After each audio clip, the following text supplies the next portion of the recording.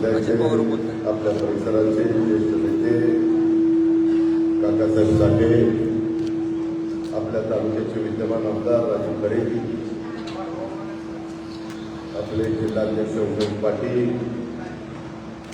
जितेंद्र साठे, उज्ज्वलाताई झुके,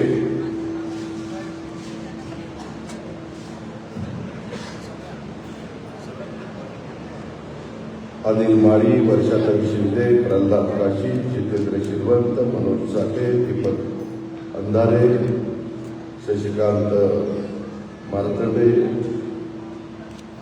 तानाजी पवार, शरद माने, प्रशांत काशी, नागेश पवार, सुवर्णा काळे, श्रीकांत गायकवाड, अप्पा कोरे, बापू शिंदे, पांडुरंग तार, भारत बेंद्रे, ज्ञानेश्वर बगरे, बसवराज पाटील, विक्रम सावळे, माझ्या त्या सर्व परिसरातील जमलेले प्रतिष्ठित ग्रामस्थ, नागरिक, लाडक्या बहिणी, विविध संस्थांच्यावर काम करत असणारे सर्व सन्माननीय आजी माजी पदाधिकारी, पत्रकार मित्र, बंधू भगिनींनो आणि माझ्या तरुण मित्रांनो, आज एका आगळ्या वेगळ्या कार्यक्रमाच्या निमित्तानं आपल्याला सगळ्यांना माहिती आहे, महाराष्ट्रामध्ये मोठ्या प्रमाणावर नगरपालिका, नगर परिषदा, नगरपंचायतीच्या निवडणुका चालू आहेत. एक मॅटर चालू आहे आणि त्याबद्दलचा निर्णय सुप्रीम कोर्ट देणार आहे. तोपर्यंत बाकीच्या कुठल्याही निवडणुका जाहीर करू नका, अशा पद्धतीच्या काही सूचना आल्या तसं ऐकायला मिळत आहे. आणि त्याच्यामुळं गेले 9 वर्ष माझ्या ग्रामीण भागातल्या, माझ्या शहरी भागातल्या कार्यकर्त्यांना, मायमाऊलीला, लाडक्या बहिणींना, आमच्या युवतींना उमेदवारी करण्याची संधी त्या ठिकाणी मिळाली नव्हती. ती संधी आता कुठंतरी येऊ घातलेली आहे. आणि अशा वेळेस ते नियमाच्या अधीन राहून असलं पाहिजे. त्याच्यामध्ये कुठल्या समाजावर अन्याय होता कामा नये. कालच आपण सगळ्या देशामध्ये, आपल्या भारतामध्ये संविधान दिन साजरा केला. घटनेचे शिल्पकार डॉक्टर बाबासाहेब आंबेडकरांनी जगामध्ये एक सर्वोत्कृष्ट अशा प्रकारचं संविधान आपल्या भारताला दिलेलं आहे आणि त्याचा राष्ट्र अभिमान आणि कौतुक आपल्याला सगळ्यांना आहे. त्यामुळं आपल्या लोकशाहीकडे पण बघण्याचा जगाचा दृष्टिकोन हा एक आगळा वेगळा झालेला आहे.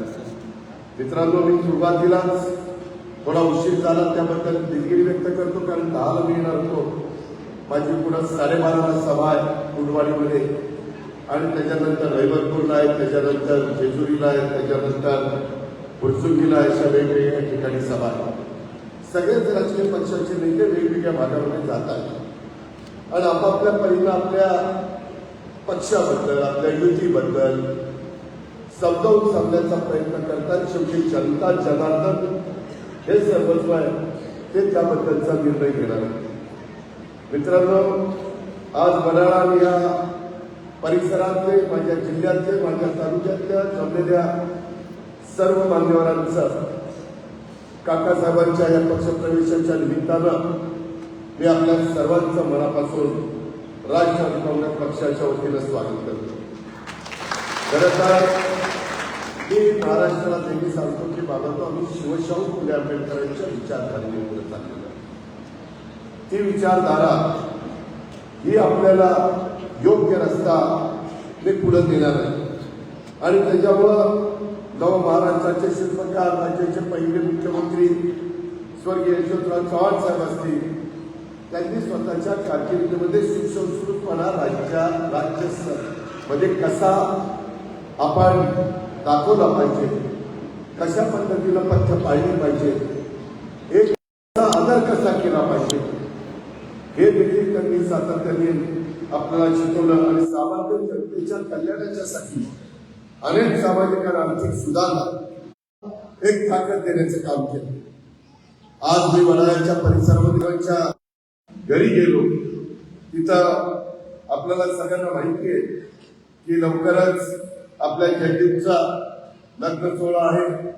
त्याच दिवशी आमच्याही घरामध्ये एक लग्न सोहळा आहे. त्याच्यामुळं माझ्या मनामध्ये असताना देखील मी त्या कार्यक्रमाला येऊ शकणार नाही, म्हणून आजच त्या उभयतांना शुभ आशीर्वाद दिले.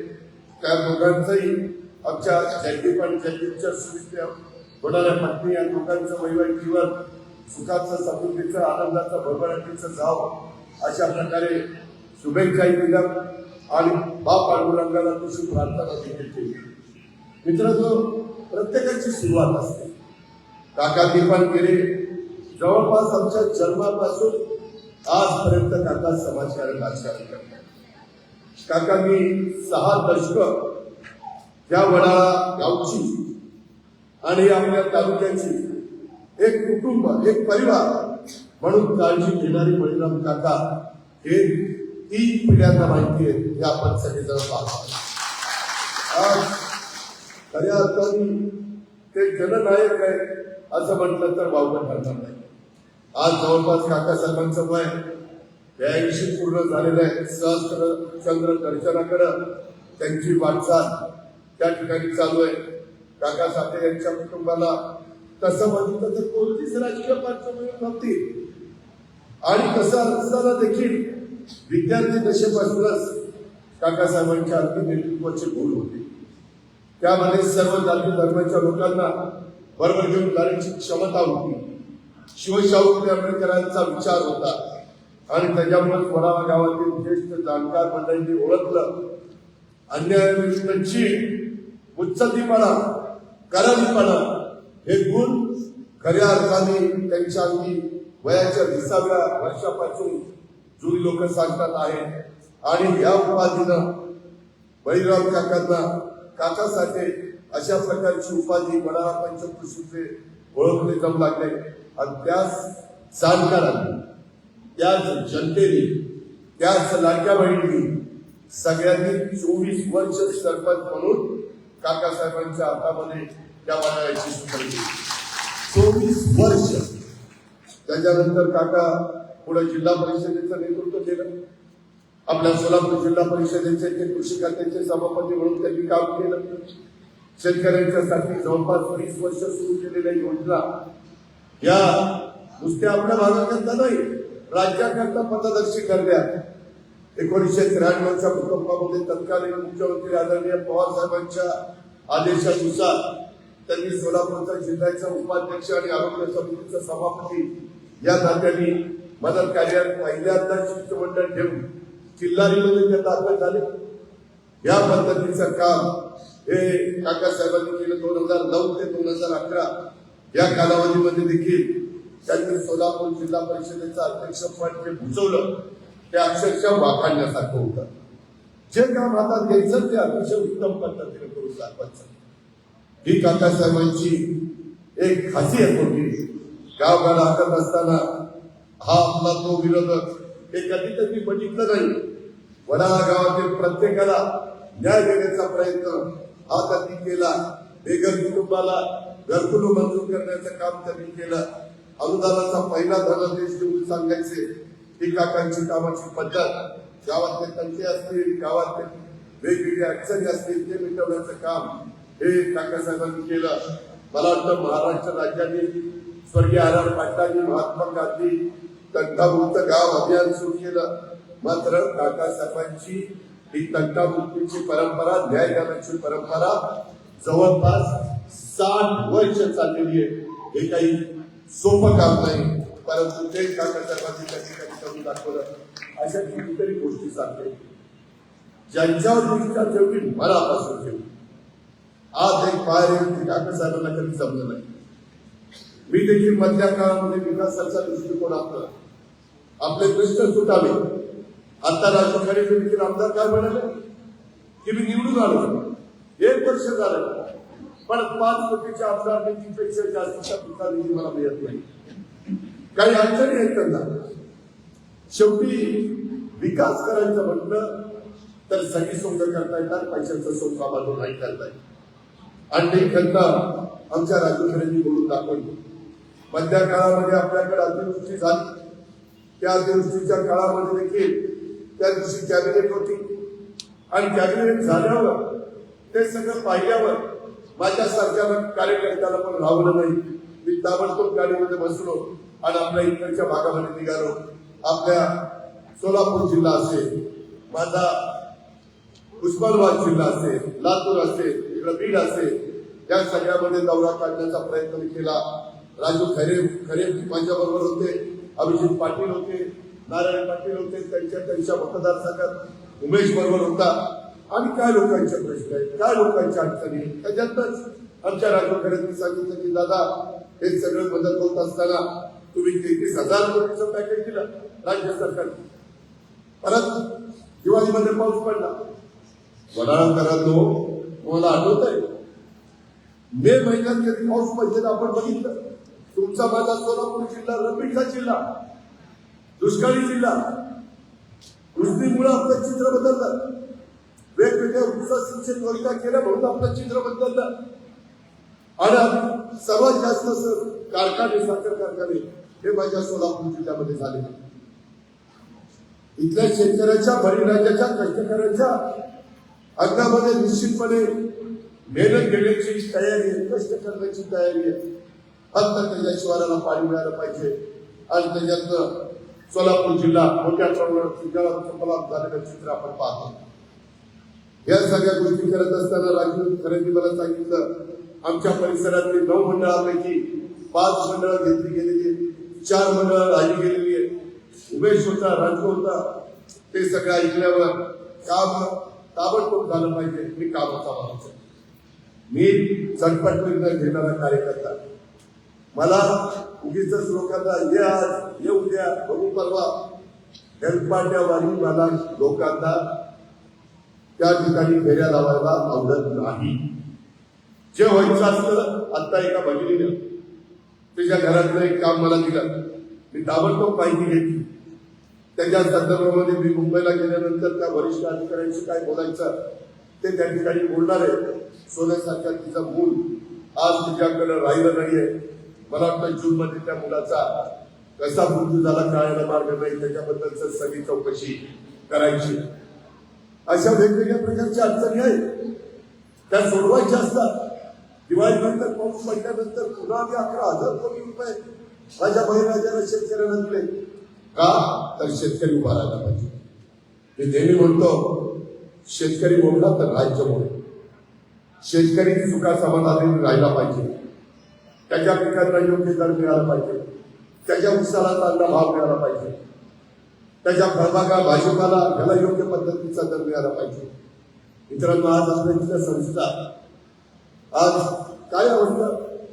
आज पुणे, सातारा, कोल्हापूर, सांगली आम्ही 0% व्याजाने कर्ज दिले. सोलापूर जिल्हा बँकेची अवस्था काय झाली?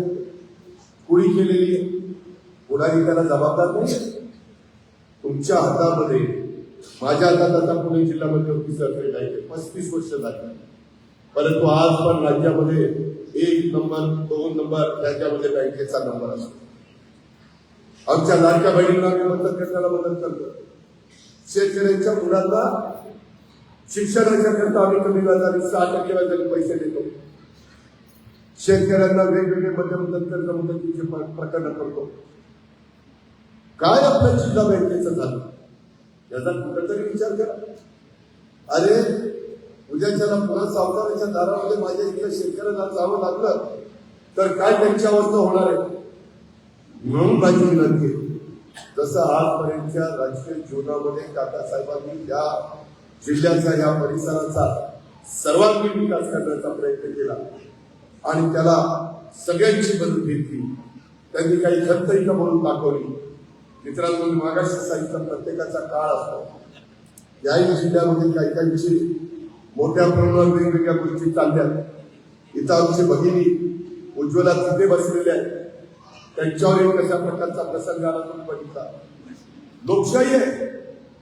उद्याच्या अजित पवार बारावरती उभा असेल आणि तुमच्यापैकी कोणाला तिथं उभं राहायचं असेल, उभं राहता येतं. दमदाटी करून नाही बाबत चालत. घटना, कायदा आणि संविधान हे सगळ्यांच्या करता सारखं. त्याच्यामध्ये उजवा डावा करून त्या ठिकाणी चालत नाही. हे आपण सगळ्यांनी लक्षामध्ये घेतलं पाहिजे. आपला सगळ्यांना एक मला गोष्ट सांगायची. आता काकासाहेबांनी पण काही गोष्टी सांगितल्या. आता ही जबाबदारी आमचा जशीर हा पार पाडतो. एक तरुण कार्यकर्ता आहे, वक्तृत्व चांगलं आहे. काकासाहेबांनी काढलेली शिक्षण संस्था उत्तम चाललेली आहे. काही हजार मुलं मुली तिथं शिक्षण घेतात. उभं करायला अक्कल लागते, डोकं लागते. संस्था मातीत घालायला अक्कल लागत नाही. संस्थेचं भरभांडवल करण्याच्या करता अक्कल लागत नाही. आणि त्या गोष्टी काही भागामध्ये होत आहे. त्याचा कुठंतरी आपण सगळ्यांनी नोंद घेतली पाहिजे. काकासाहेबांची विचारसरणी आम्ही लहानपणापासून बघत आलेलो आहे. त्यांची कामाची पद्धत आम्ही बघत आलेलो आहे. मला त्याच्याबद्दल एकच सांगायचं आहे मित्रांनो, अशा पद्धतीनं ही माणसं ज्यावेळेस आपल्याला मिळतात ते आपण आपलं भाग्य समजलं पाहिजे. आज समाजामध्ये काही माणसं अक्षरशः विकृती असल्यासारखं वागतात, हेही आपण ओळखलं पाहिजे. दमदाटी घेऊन, कायदा हातात घेऊन कुठंही कुणाचंही भलं झालं नाही. आजपर्यंत बघा, प्रत्येकाची उदाहरणं द्या. कधी ना कधी तो फुगा फुटलाय आणि नंतर त्यांची वाट लागलेली आहे. ते फार काळ टिकत नसतं. लोक शांतपणे बघत असतात. योग्य वेळ आली, योग्य संधी आली की योग्य ठिकाणी बटन दाबण्याचं काम लोक करतात आणि नसती असणाऱ्या लोकांना अशा पद्धतीने खड्यासारखं बाजूला टाकतात. म्हणून माझी आपल्याला सगळ्यांना विनंती का, सध्या ग्लोबल वॉर्मिंगचं संकट आहे अतिशय मोठ्या प्रमाणावर. आत्ताच बघितलं एका ठिकाणी ज्वालामुखी मोठा झाला. धुराचे लोट काही किलोमीटर तिथली विमानं बंद केली. तिथलं वातावरण बदललंय. तिथल्या लोकांना श्वासोश्वास घेता येत नाही. बाबांनो, आपल्या शिवशाहू फुले आंबेडकरांनी, या महापुरुषांनी, या महाविभूतींनी जे काही आपल्याला एक चांगल्या पद्धतीनं एक विचार मांडलेला आहे, तो विचार अजिबात सोडता कामा नये. हे नवीन कार्यकर्ते व जयदीप असेल किंवा इतर कार्यकर्ते असतील, त्यांची पण आपण योग्य पद्धतीनं त्यांचं सहकार्य घेतलं पाहिजे. त्यांनी पण साधू संतांनी जो विचार मांडलेला आहे, पांडुरंगांनी जो विचार मांडलेला आहे, वारकरी संप्रदायामध्ये जो विचार आहे, त्याच विचारधाराची कास घेऊनच घालूनच तुम्हाला मला आपल्याला पुढे जावं लागेल. कुठंही जास्तीत होऊन कुणाचंच भलं झालेलं नाहीये. अशा प्रकारची अनेक उदाहरणं आपण सगळ्यांनी त्या बाबतीमध्ये पाहिलेली आहे. मला आपल्याला सगळ्यांना सांगायचंय, राज्यकर्त्यांचा देव हा देवारात नसतात तर ते रस्त्यात असतात. हे स्वामी कादंबरीची वाक्य आमच्या काकासाहेबांनी तंतोतंत लागू पडतात. सत्ता ही उपभोगायची नसते, तर ती जनता जनार्दनांच्या सेवेचं माध्यम आहे. हे काकांनी गेले 60 वर्षाच्या प्रवासात सिद्ध करून दाखवलेलं आहे. गावाला, विद्यार्थ्यांना अध्यात्माची गोडी लागावी यासाठी रामकथा, भागवत कथा, नामसंकीर्तन, सप्ताह उपक्रमांचे त्यांनी आयोजन केलेलं आहे. त्यांनी शिक्षण, भौतिक विकास, अध्यात्म, आरोग्य आणि न्यायदान या लोकशाहीतील पंचसूत्रीचा वसा गेले 60 वर्ष काकासाहेबांनी जपत या ठिकाणी कारभाराचा समतोल राखलेला आहे. त्यांच्या सत्तेची मागणी कधीच त्यांनी करपू दिलेली नाहीये. म्हणूनच 60 वर्षापासून तुम्ही सगळ्यांनी एक हाती सत्ता असलेले काकासाहेब खऱ्या अर्थाने या सोलापूर जिल्ह्याचे, या आपल्या परिसराचे जननायक आहे असं म्हटलं तर अजिबात चुकीचं ठरणार नाही. ही गोष्ट देखील आपण सगळ्यांनी लक्षात ठेवली पाहिजे. आमच्या जयदीपला पण तुम्ही सगळ्यांनी आशीर्वाद दिले पाहिजे. जयदीपने पण आपल्या आजोबांचे जे काही विचार आहेत, आजोबांनी ज्या पद्धतीनं काम केलं, इतरांचा पण मान सन्मान ठेवायचा. त्याच्यामध्ये जातीचा, मातीचा, नात्याचा, गोत्याचा अजिबात विचार करायचा नाही. माणुसकीचा विचार करायचा आणि त्या पद्धतीने पुढे जायचं. भेदभाव करायचा नाही. सगळी माणसं आपलीच आहे, या भूमिकेतनं त्यांनी पुढे केलं पाहिजे. अशा प्रकारची माझी आपल्याला सगळ्यांना विनंती आहे. आणि जयदीपला पण तशा प्रकारची सूचना आहे. उज्ज्वलाताई, मी नेहमी राष्ट्रवादी काँग्रेस पक्षाने पहिल्यांदा समाजामध्ये मान, सन्मान, प्रतिष्ठा प्राप्त करून दिली. मला आठवत आहे 1992 साली ज्यावेळेस आम्ही 33% आरक्षणाचं बिल आणलं, मी सभागृहात होतो, पवार साहेब मुख्यमंत्री होते, साहेब वर्षावर होते. साहेबांनी आम्हाला फोन करून सांगितलं की किती उशीर झाला तर बिल आज मंजूर करायचं. मला बाकीचं माहित नाही. मित्रांनो, आम्ही 3:30 वाजता पहाटे बिल मंजूर केलं आणि त्याच्यातून बॅट डोळं तर लोक म्हणजे आता महिला कुठल्या मिळतील का, महिला कोण उभं राहणार, कुठं उमेदवार निवडायचे. पहिल्यांदा थोडासा त्रास झाला, त्याच्यानंतर पुरुषांच्या पेक्षा महिलांना संधी दिल्यानंतर त्या संधीचं सोनं करण्याचं काम महिला करतात हे महाराष्ट्रावर सिद्ध झालं. अतिशय उत्तम जिल्हा परिषदेचे अध्यक्षपद, सभापतीपद, उपसभापतीपद, महापौरपद, पंचायत समितीचं सभापतीपद, नगराध्यक्षपद, सरपंच पद, जी पदं देतील ही माझ्या मायबाऊंनी चांगल्या पद्धतीनं सांभाळली. उलट पुन्हा आम्ही जाऊन 50% आरक्षण केलं. महाराष्ट्र शिवशाहू फुले आंबेडकरांचं पहिलं राज्य आहे. सुरुवात पवार साहेबांनी केली, आम्ही त्याच्यामध्ये भर घालण्याचं काम केलं. मलाही मी ग्रामीण भागात करते कार्यवाहीचा 12 वर्ष काम केलं. मलाही दिसत होतं माझ्या काही भगिनींना मदत आर्थिकची त्यांना लागते, त्यांनाही काहीतरी घ्यायचं असतं, काही मुली लक्ष देत नाही आणि म्हणून लाडकी बहीण योजना सुरू केली. आज देशाने कौतुक केलं, महाराष्ट्राने कौतुक केलं. आज काही का होईना आमच्या महिला थोड्या का होईना एक स्वयंपूर्ण होऊन पाहताय, एक चांगल्या पद्धतीने पुढे येऊन पाहताय. हे काम आम्ही लोकांनी केले, हे सर्वांना माहिती. लाडकी बहीण योजना असेल, माझ्या शेतकऱ्यांचे तुमच्या इथं उजनीचं पाणी बट्ट दाबायचे, लाईट बिल यायचं, लोक वैतागून जायचे. 3, 5, 7.5 वाजपर्यंत वीज माफी करून टाकली. तुम्हाला माहिती आहे 25,000 कोटी रुपये दरवर्षी मला राज्य सरकारला ऊर्जा खात्याला द्यावे लागतात. माझ्या लाडक्या बहिणीच्या करता 45,000 कोटी रुपये आम्ही त्या चांद्यापासून बांध्यापर्यंत लाडक्या बहिणीचा लाभार्थींना द्यायचं काम करत असतो. 70,000 कोटी या गोष्टीला जातात. बाकीच्या इतर योजना आहेत, जवळपास 1 लाख कोटीच्या पुढे त्या रक्कमा जातात. मग अशा आमचे राज्य खरे म्हणले की बाबा मी वजन कमी केलं, 25 किलो वजन कमी केलं. राजू खरेजी, तुम्ही तुमचं शरीराचं वजन कमी करा, पण जनमानसातलं तुमचं वजन कसं वाढवायचं ते आपण काही काळजी घेऊ. तुम्ही पण आज इथं मुंबईत आला, एक चांगला परिसर आपलाच समजला, त्याच्याकरता तुम्ही मेहनत घेता, कष्ट घेता, त्याच्यात काही वेगळा विचार करत नाही, भेदभाव करत नाही. आमचे पण सहकारी तुम्हाला मनापासून साथ देण्याचा प्रयत्न करताय. तुम्ही जी काही खंत बोलून दाखवली त्याच्यातनं कसा मार्ग काढायचा, थोडस मला काही वेळ द्या, आपण त्याच्यातनं काही ना काही मार्ग काढू. परंतु या भागातल्या लोकांना विकासाच्या बाबतीमध्ये वंचित ठेवण्याचं आपण कदापि होऊ देणार नाही.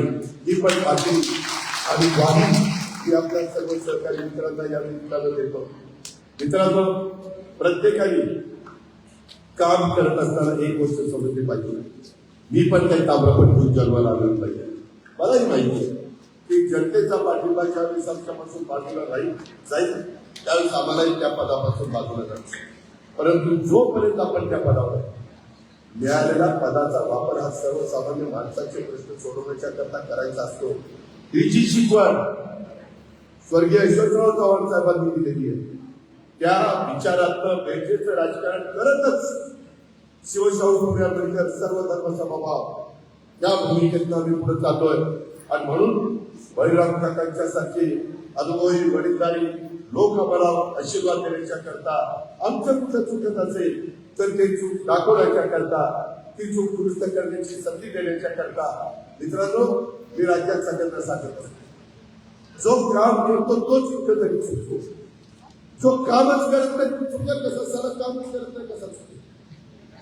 तो कायमचा चुकत, तो कामच करत नाही. आम्ही सकाळी 6 वाजल्यापासून काम करतो. कुणाला विचार, कधी आम्ही आळस मनामध्ये ठेवलेला नाही. पवार साहेबांची परंपरा होती, तीच परंपरा मी पुढे चालवतो. त्याच्यात कुठं अडचणी येऊन देत नाही, त्याच्यात आणखी कशी भर घालता येईल याबद्दलचा प्रयत्न आम्ही करतो. AI आर्टिफिशियल कृत्रिम बुद्धिमत्ता ते नवीन तंत्रज्ञान आलेलं, त्याचा वापर तुम्हाला मला माझ्या शेतकऱ्यांच्या करता करायचा. माझ्याच भागातल्या तुमचा भाग पालकमंत्री असताना तक्ता भरलेला आता मी कृषी मंत्री केलेला आहे. त्यांनाही सांगतो की बाबा आपल्या शेतकऱ्यांना मग कापूस पिकवणारा, सोयाबीन पिकवणारा, मका पिकवणारा, ऊस पिकवणारा, भाज्या फळबागा पिकवणारा, द्राक्ष पिकवणारा, कांदा पिकवणारा, भाजीपाला पिकवणारा जो काही शेतकरी आहे त्याला मदत झाली पाहिजे. 500 कोटी रुपयाची तरतूद कालच्या अर्थसंकल्पामध्ये त्या एआयच्या करता केली. मित्रांनो, मी आता आमच्या भागामध्ये बऱ्याचशा कारखान्यात, मी एका कारखान्याचा चेअरमन आहे माळेगावचा, तिथेही मी तो कार्यक्रम राबवतो. 40 ते 50% पाणी कमी लागतंय. 70% जो ऊस काढतो ते एआयचा वापर केला तर तो 100 टनाच्या पुढे जातो. खत निम्म्याने कमी लागतंय, पाणी निम्म्याने कमी लागतंय. एवढा चांगला पेरा, एवढा चांगला ऊस येतोय. मी पण आता माझ्या इकडं तशा पद्धतीनं ऊस लावलेला आहे. काळानुरूप आपल्याला बदलावं लागेल, शिकावं लागेल. आपल्या काळ्यांची सेवा करताना कशा प्रकारचा वापर हे कृत्रिम बुद्धिमत्तेचा करावा लागणार. मी त्याच्यामध्ये तुमच्या पाठीशी उभा राहील. राज्य सरकारमध्ये आम्ही आहोत, त्यामध्ये कुठं काही अडचणी देणार नाही. ज्यावेळेस राजू खरे, उमेश पाटील हे सगळे सांगतात की दादा इथं असं झालेलं आहे, 2-2 दिवसाच्या आत त्याबद्दलची कामं करून दाखवली की त्यांना तोंडा पडून शेवटी लोकांचे प्रश्न सुटले पाहिजे. आम्ही काही तिथं सत्तेची हूक घेण्याच्या करता गेलोय.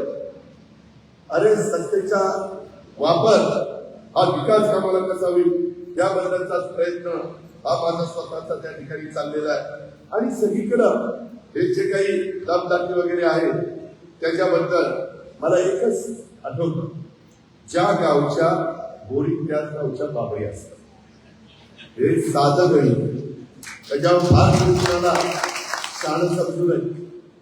कोणी आरे केले तर दुसऱ्याला कार्य पण करता येतं. आरेला कार्य करण्याची धमकडे ताकद ही आपल्यात असली पाहिजे. पण हे करताना आपल्याकडनं कुठं चूक होता कामा नये. आपण कुठं कायदा मोडता कामा नये. संविधानाने जे आपल्याला घालून दिलेलं आहे ते कुठं चूक होऊन देता कामा नये. या पद्धतीनं मित्रांनो आपण सगळेजण मिळून कामं करूया. मगाशी उमेश बोलताना बरंच सांगितलं, आमच्या जयदीपने पण त्याच्यामध्ये प्रास्ताविकामध्ये सांगितलं, काकासाहेबांनी पण सांगितलं, राजू खरे साहेबांनी पण सांगितलं. या सगळ्यांचा अनेक वयातले, आज जयदीप एकदम तरुण वयात आहे, मध्य वयातले आमचे राजू खरे आणि आमचा उमेश पाटील आहे, आणि वडीलधारी वयातले आमचे काकासाहेब आहेत. की पिढ्यांचं प्रतिनिधित्व हे इथं बसलेले करताय. आणि आपल्याला पुढची पिढी अधिक कर्तृत्वान बनवायची. या माझ्या लाडक्या बहिणी बसल्या, आमची दुसरी लाडकी बहीण उज्ज्वला तिथे इथं बसली. आम्ही सगळ्या बहिणींना सांगतो, आम्ही सगळ्या बहिणींना भावाच्या नात्यानेच आधार देण्याचं काम करू. कधी त्यांना कुठली अडचण येऊन देणार नाही. तुमचं संरक्षण, तुमची सुरक्षितता, तुमच्या इतर कुठल्याही पद्धतीनं अन्याय होऊ न देण्याची खबरदारी, कायदा सुव्यवस्था तिथं चांगली ठेवण्याची खबरदारी, या देखील गोष्टी आम्ही निश्चितपणे करून दाखवू. आम्ही बोलतो ते पहिलं करून दाखवलेलं आहे. तेव्हा इथे मी बोलतो, तुम्ही माझ्या भागापर्यंत जाऊन बघा. आता वेळेला बारामतीकर मला मिळवून देतात, बारामतीची लोक 8 वेळेला मिळवून देतात. याच्या अर्थ काहीतरी मी काम केलं असं म्हणूनच मिळवून देतात ना, आणि ते पण लाखाच्या फरकाने मिळवून देतात. त्या प्रकारे सोलापूर जिल्हा आज एक महत्वाचा जिल्हा म्हणून महाराष्ट्रामध्ये ओळखला जातो. तुमच्या विमानतळाचं पण काम आम्ही आता हातामध्ये घेतलेलं आहे. वेगवेगळे नॅशनल हायवे असतील, वेगवेगळे राज्यमार्ग असतील, वेगवेगळे पालखी मार्ग असतील, वेगवेगळे एलईडी मध्ये घेतलेले प्रकल्प असतील, हेल्थमध्ये घेतलेले प्रकल्प असतील, या सगळ्या प्रकल्पाला कशा पद्धतीने पाठबळ द्यायचं याकरता मी खंबीरपणे तुमच्या सगळ्यांच्या बरोबर राहील. याही बद्दल आपण अजिबात काही काळजी करू नका. उद्या ज्यावेळी जिल्हा परिषद तालुका पंचायतीच्या निवडणुका लागणार आहेत त्यावेळी चांगल्या चांगल्या विचाराची माणसं कशी आपल्याला पुढे आणता येतील, काही त्याच्यामध्ये अनुभव घेतले पाहिजे, काही नव्या दमाच्या असले पाहिजे, त्यांनी पण अनुभवाच्या बरोबर शिकलं पाहिजे. पुढे त्यांना हे सगळं चालवायचंय. आता पण अनेक नगरपालिकेची लोक काकासाहेबांच्या घरी मला भेटायला आली होती. त्या माझ्या बहिणी, त्या आमच्या मुली, त्या आमच्या मायबाबी की आमचे बांधव त्यांना पण मी समजून सांगण्याचं काम केलेलं आहे. सगळीकडेच माझ्यासारख्या कार्यकर्त्याला प्रचार सभांना जाता येणार नाही, पण जेवढ्या ठिकाणी जास्तीत जास्त जाता येईल मला मुद्दाम खरं तर मी आता मतदानापर्यंत फक्त राजकीय सभा घ्यायच्या, फक्त प्रचाराच्या सभा घ्यायच्या ठरवलेलं होतं. पण ज्यावेळेस काकासाहेबांनी मला होकार दिला, ठीक आहे अजय तू सांगतो तर मी त्या राष्ट्रवादीच्या संदर्भातली जबाबदारी या ठिकाणी स्वीकारतो, त्या पक्षाला एक चांगल्या प्रकारचं मार्गदर्शन आशीर्वाद देण्याचं काम करतो. त्यावेळेस काकासाहेबांच्या सारखी व्यक्ती ज्यावेळेस इथं आपल्या बरोबर येते त्यावेळेस आपण एक सभा दुसरीकडची कमी झाली तरी चालेल, पण वळणाला गेलं पाहिजे म्हणून मी आज आपल्या परिसरामध्ये आलेलो आहे. आता इकडून उर्वाडीला जातोय, त्याच्यानंतर सातारा जिल्ह्यात जातोय, त्याच्यानंतर पुणे जिल्ह्यामध्ये जातोय, असे माझे दौरे आहेत.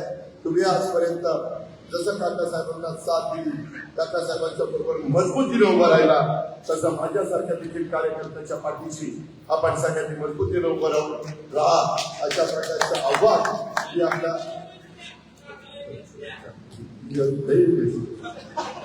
त्या संदर्भामध्ये मी आपल्या सगळे चाललंय बाबा. आता काकासाहेब माझ्या पक्षात आले, चाललंय जरा आपण विकळ करत मित्रांनो. या सगळ्या संदर्भामध्ये आज खूप ताकदीचे तरुण मुलं पण आली, वडीलधारी पण आले, माझ्या माय भाऊनी पण आल्या, आमच्या उज्ज्वलताई पण आल्या. सगळ्यांना कुठल्याही पद्धतीनं आपण एकमेकाचा मान सन्मान सर्वांचा ठेवायचे काम करू. कुठल्याही अनादराची भावना आमच्यासारख्या कार्यकर्त्यांची राहणार नाही, ती शिकवण आम्हाला नाही. शिवशाहू फुले आंबेडकरांनी आम्हाला ते सांगितलेलं नाहीये आणि त्याच्यामुळं जातीय सलोखा इकडे ठेवून समाज पुढे देण्याचा प्रयत्न करून समाजातल्या शेवटच्या माणसाला, शेवटचा जो कोणी माणूस असेल त्याला देखील आपल्या बरोबर घेण्याचा प्रयत्न करू. या पद्धतीने काकासाहेब आपण पुढे जाऊ. मगाशी मला जयदीप काही इतर कामं पण सांगत होता, इतर पण काही जण वेगवेगळ्या पद्धतीचे काही प्रश्न कुठल्या जमिनीच्या भूसंपादन आणि इतरच्या बाबतीत सांगत होते. माझी त्यांना सर्वांना विनंती आहे की त्या संदर्भामध्ये उद्याची आचारसंहिता संपू द्या, मला त्याच्याबद्दलची नोट तुम्ही द्या. माझं मुंबईमध्ये ऑफिस आहे, मी माझ्याकडे स्टाफ भरपूर आहे, त्याच्यातले आपले जे जिव्हाळ्याचे प्रश्न आहेत, इथल्या लोकांच्या मूलभूत गरजा सोडवण्याचे प्रश्न आहेत, ते सर्व प्रश्न तडीस देण्याचं काम, त्याला व्यवस्थितपणे मार्गी लावण्याचं काम राष्ट्रवादी काँग्रेस पक्षाच्या माध्यमातून, घड्याळाच्या माध्यमातून, सरकारच्या माध्यमातून, महायुतीच्या वतीनं मी आणि माझे सगळे सहकारी करतील. पुन्हा एकदा काकासाहेबांच्या उन्हाळलेल्या सर्व माध्यमांचं मी मनापासून स्वागत करतो आणि आपली जय महाराष्ट्र, जय राष्ट्रवादी. बंधुप्रेम न्यूज चॅनलला लाईक, सबस्क्राईब व बेल आयकॉन दाबायला विसरू नका. धन्यवाद.